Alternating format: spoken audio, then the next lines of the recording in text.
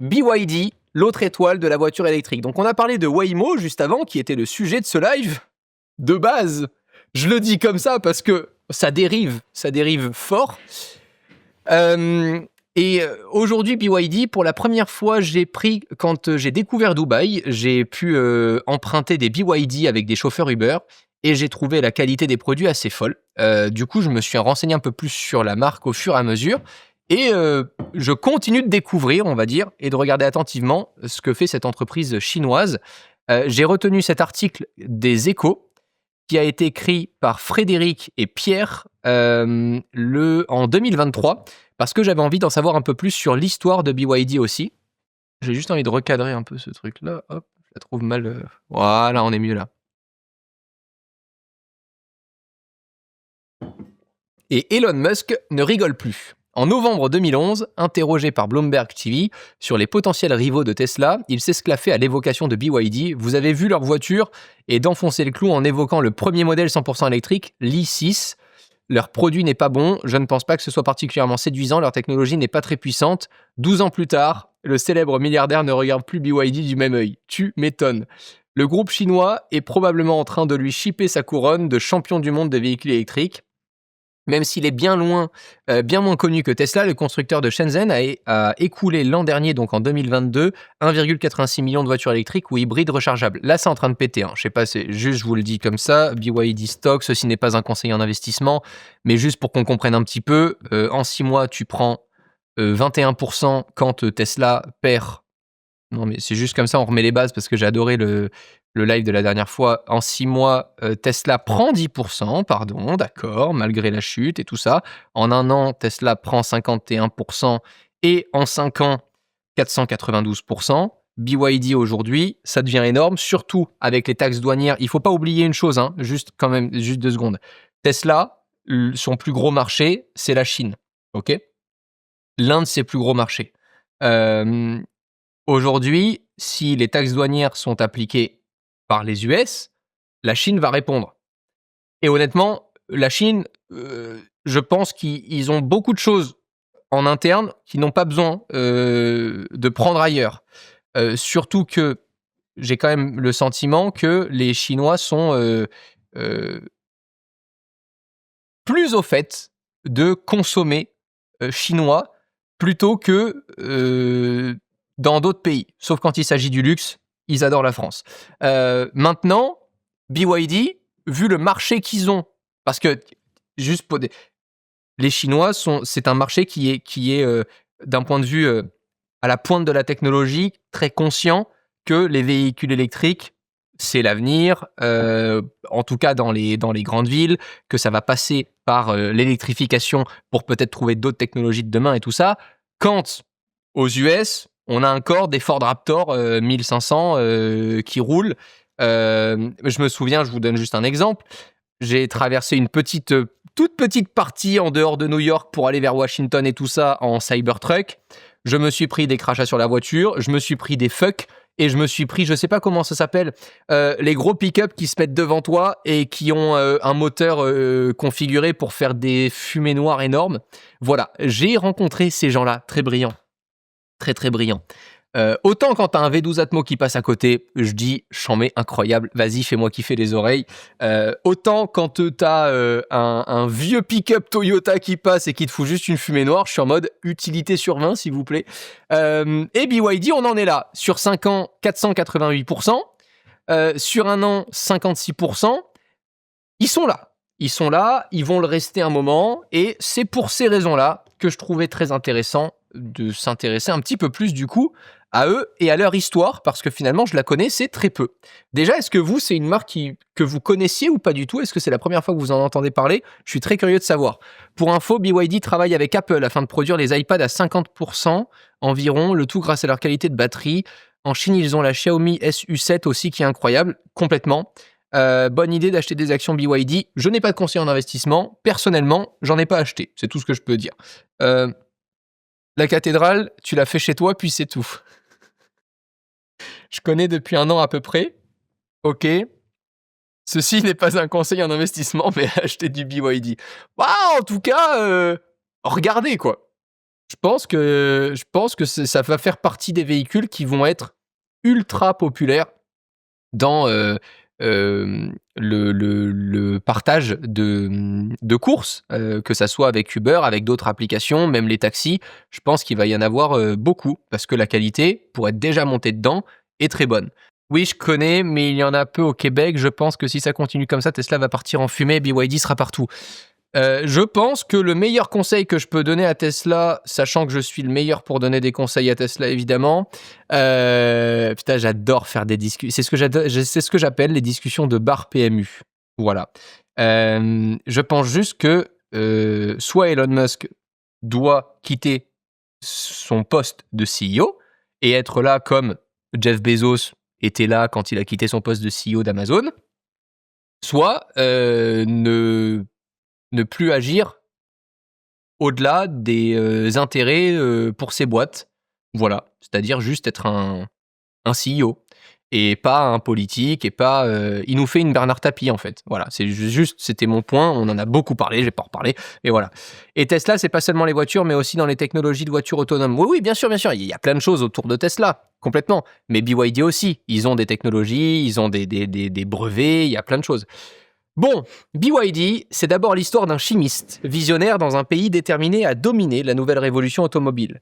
Wang, je vais pas écorcher son nom donc je vais pas le dire, n'a pas 30 ans quand il décide de quitter son laboratoire de l'Institut de recherche sur les métaux non ferreux de Pékin, comme des milliers de jeunes Chinois au début des années 90.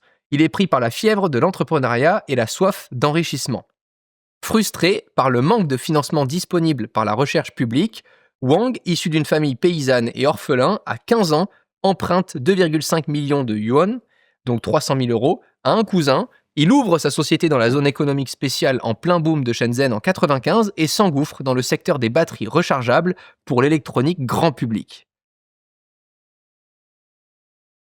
Chaussé de ses grosses lunettes, il passe ses jours et ses nuits à étudier les brevets de Sony ou Sanyo et à décortiquer leurs batteries. Qu'importe si cet ingénieur spécialiste des terres rares n'a pas le capital nécessaire pour importer une ligne automatisée du Japon, il remplace les robots par l'une des plus grandes ressources de la Chine, la main-d'œuvre bon marché. Alors que les ventes de téléphones mobiles et de PC portables s'envolent au début des années 2000, BYD impose rapidement ses batteries lithium-ion à prix défiant toute concurrence au point de marginaliser les constructeurs japonais. Il fournit Nokia et Motorola, les deux plus grands fabricants de téléphones portables à l'époque, s'invite dans les ordinateurs de Dell, les outils Black & Decker et les nouveaux lecteurs MP3, ce qui lui permet de se hisser rapidement au deuxième rang mondial des batteries pour mobiles. Encore aujourd'hui, BYD se cache dans 2 téléphones sur 10 vendus à travers le monde, mais Wang n'entend pas s'arrêter là, l'ambitieux PDG flaire que l'automobile est à l'aube d'une révolution technologique majeure. C'est dingue. À chaque fois, quand je lis ça me passionne, des gens qui sont aussi fous que ça et qui arrivent à créer des choses qu'on pense à chaque fois au début impossibles, quoi. Après s'être diversifié dans la production de pièces pour téléphones portables, il rachète en 2003 un petit constructeur en difficulté. Qianshuan, peut-être ça se prononce ainsi, Auto, pour s'initier à la fabrication de voitures. À l'heure où le monde recherche des alternatives au pétrole, Wang fait le pari que son expertise dans la production de batteries lui donnera un avantage imparable dans le domaine balbutiant des voitures électriques. Les investisseurs ne sont pas de cet avis et font dévisser de 20% l'action BYD le jour de l'annonce. Une première mondiale. Donc la société s'accroche, commercialisée au prix modeste de 7 600 €, cette berline nommée F3, dotée de vitres électriques et d'une station d'accueil pour iPod, va arriver en tête des ventes en Chine, dépassant la célèbre Jetta de Volkswagen et la Corolla de Toyota. Wang ambitionne ensuite de parvenir à combiner les deux savoir-faire de son groupe. C'est chose faite en 2008, devançant les géants mondiaux, BYD produit en série le premier véhicule hybride, électrique et essence au monde, la F3 DM pour Dual Mode, présente alors des performances remarquables avec une autonomie de 60 km en mode purement électrique et qui peut s'étendre à 480 km grâce à un moteur à essence. Donc ça, c'était les premiers modèles hybrides. Adoubé par Warren Buffett fin septembre 2008, alors que Wall Street s'effondre dans le village de la faillite de Lehman Brothers, Warren Buffett prend le monde par surprise en acquérant une participation de 10% au capital de BYD pour 232 millions de dollars. Et après, vous vous posez la question de pourquoi est-ce que je regarde un petit peu plus cette action. Voilà. Ce qui a été accompli depuis 1995 chez BYD est extraordinaire, justifie le célèbre Warren Buffett. qui avait été intrigué par la description de Wang que lui avait faite son fidèle associé Charlie Munger. Ce type est un mélange de Thomas Edison et de Jack Welch. Edison pour sa capacité à résoudre les problèmes techniques et Welch pour sa capacité à réaliser ce qu'il a décidé de faire. Une dernière chose a convaincu le milliardaire, quand il propose à Wang d'acheter 25% de BYD, ce dernier refuse. C'était un homme qui ne voulait pas vendre son entreprise. C'était un bon signe, d'après Warren. C'est incroyable. Ah, j'adore ces histoires. Des milliers de jeunes diplômés se précipitent alors de toute la Chine pour trouver un emploi chez BYD. À la bourse de Hong Kong, le cours de l'action s'emballe. Wang devient l'homme le plus riche du pays en 2009. Décrit comme un génie, le bourreau de travail se sent pousser des ailes et annonce crânement, j'avais jamais entendu ça, crânement devant la presse internationale qu'il fera de BYD le plus grand constructeur automobile au monde d'ici 2025. Et devinez quoi 2025, il est là. Il est là et il fait carrément chier Tesla. C'est incroyable. Bon, il y a encore plein de choses à dire sur l'article, vous pouvez aller regarder. Maintenant, j'ai envie qu'on regarde juste de façon concrète les différences entre BYD, du coup. Par exemple, la Scion 7 et la Tesla Model Y. J'ai retenu là l'article des numériques écrit par Aurélien Pillot.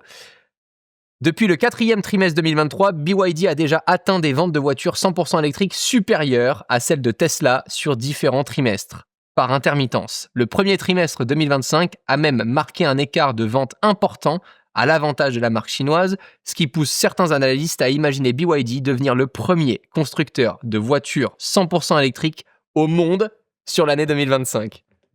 C'est fou, non ? Je trouve ça incroyable. C'est incroyable. Le gars le dit en 2008 avec Warren Buffett. En 2025, il est là, quoi. Je trouve ça incroyable. J'adore, c'est fou, en fait. Faut dire que Tesla traverse une passe difficile à cause des polémiques qui entourent Elon Musk, évidemment. Alors, en propulsion, je regarde un peu les tarifs de la Tesla Model Y. Donc, on est presque sur les mêmes tarifs. On est à 46 990 € pour le BYD, pour le modèle qui est comparable du coup à la Model Y, pour ceux qui ne le connaissent pas. Et on pourrait penser, je vous le dis tout de suite, je ne travaille absolument pas avec eux. Hein. La preuve, je les compare à Tesla, je parle de Tesla, j'ai eu une Tesla Model 3 Performance. Donc vraiment, on ne travaille pas encore avec eux. Moi, j'aimerais beaucoup travailler avec BYD, honnêtement.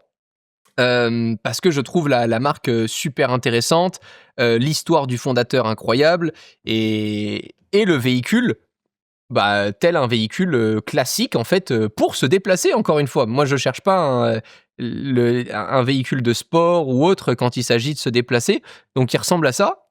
Le BYD Scion 7 et on peut revenir sur la comparaison que je trouve intéressante, parce que finalement,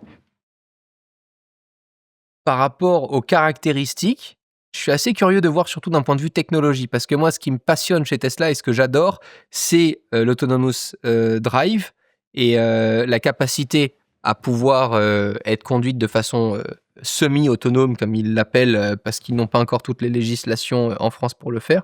Ah, c'est cool qu'ils aient fait ça. Tu vois, BYD, je suis désolé, c'est quand même super propre quand ils pensent.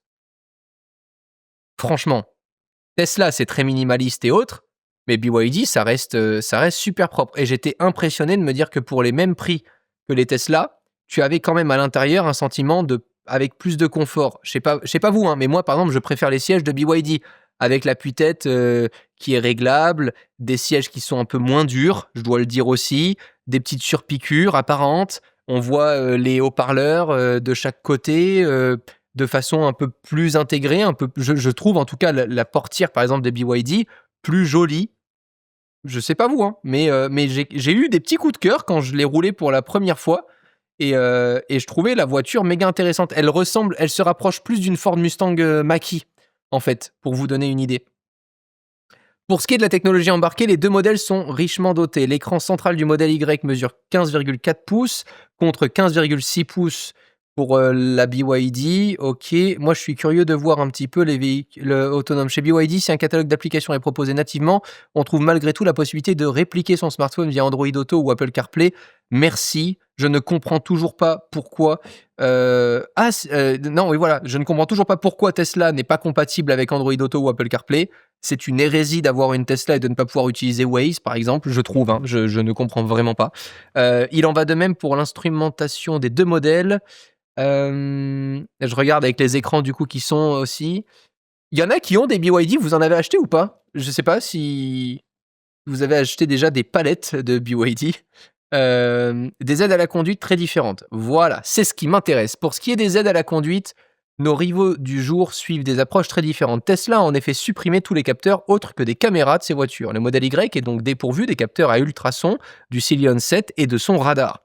On apprécie davantage l'approche de BYD et des autres constructeurs. Donc ça, c'est l'avis des numériques qui permet de profiter d'une aide au parking précise, celle du modèle Y, mais moins en confiance. Et le SUV de Tesla, malgré ses nombreuses caméras, ne propose pas de vue à 360 degrés. Ça, c'est vrai que c'est ouf. Je trouve ça aussi. Pour ce qui est de la conduite autonome, on préfère toutefois celle de Tesla. L'autopilote de la marque nous fait certes pester quand il se désactive à la moindre intervention humaine, mais il a le mérite d'avoir un développement logiciel parmi les plus aboutis, si ce n'est le meilleur. A l'inverse, le système de conduite autonome de BYD nous a très vite fait part de ses limites avec un centrage dans la voie qui laisse clairement à désirer. Dommage. Ok. C'est con parce que c'est vraiment le genre de truc où peu importe tout ce que tu me vends à côté, si la conduite semi-autonome est pas bonne, c'est toujours Tesla que je vais préférer. En fait, c'est fou, mais au vu de la technologie là-dessus, et du réseau de recharge, et de tout ce qu'on connaît chez Tesla, je pense que c'est vraiment ce qui va me plaire le plus. Autopilote full self Tesla, incroyable, de ouf. Ils ont tous recopié Tesla, bah évidemment. Pour la peine.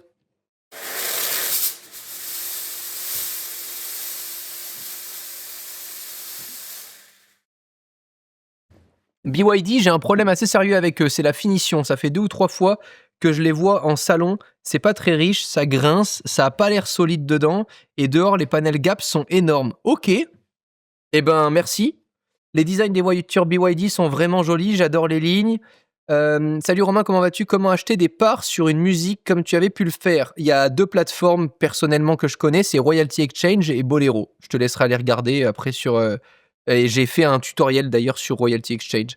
BYD en voiture de fonction dans l'entreprise voisine à la mienne, apparemment vraiment pas mal. Ils trouvent cela mieux que les Mercedes hybrides qu'ils avaient avant. Alors ça par contre j'ai du mal à y croire. Alors autant je veux bien qu'on mette en concurrence Tesla et BYD, autant Mercedes. Oh. Oh. Alors, à part le Classe G électrique, qui a la même autonomie qu'un escargot quand il pleut. Mais sinon, franchement, les véhicules Mercedes, enfin, moi, je les trouve magnifiques. Moi, je suis un peu accro à la gamme AMG chez Mercedes en GLC. Le GLC coupé de chez Mercedes, là, ça c'est exceptionnel. On n'est pas dans les mêmes prix, mais on est un peu comme un prix de Cybertruck, tu vois. Mais là, voilà, un petit EQE SUV. T'as le GLA qui est là. Le GLC, c'est celui-ci en GLC coupé. Ah, ça, c'est incroyable. Mais pas en... Enfin, moi, je le veux en vroom vroom. Hein. Mais je crois qu'il est plus vendu en vroom vroom. Ça, maintenant, c'est que hybride ou électrique. Mais c'est un AMG GLC coupé, c'est fabuleux. Ah, c'est incroyable. Donc même dans les mêmes gammes de prix, parce que ça, GLC 63S AMG, ça c'est vraiment insolent. Ça en full black, c'est sublime, je trouve. Voilà.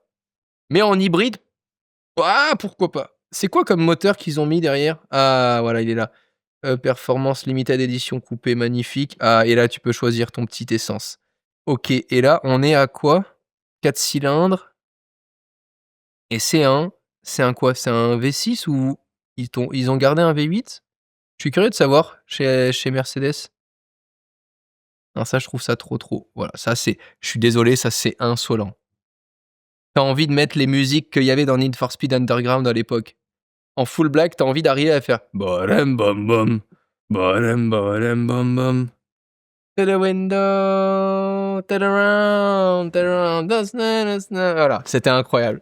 4 cylindres chez Mercedes maintenant, et merde. Ah, faut rester sur les anciens. Mais on n'est plus dans un véhicule pour se déplacer. Pardon, j'ai dérivé. Je suis reparti du côté monégasque. Excusez-moi. On revient à BYD. Peut-être que vous me dites, mais tu nous fais chier avec tes véhicules électriques. Viens, on continue de se mater le marché, le marché des véhicules qui nous fait kiffer. Bon, en tout cas, c'était une belle mise en matière. Je pense qu'on va continuer de regarder ce que fait BYD dans le temps.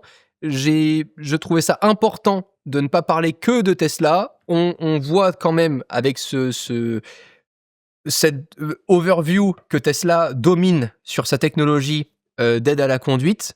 Maintenant, on va voir qu'est-ce qu'arrivent à faire les marques chinoises derrière. Moi, j'ai peur d'une chose, et je vous le dis, c'est juste la qualité du châssis.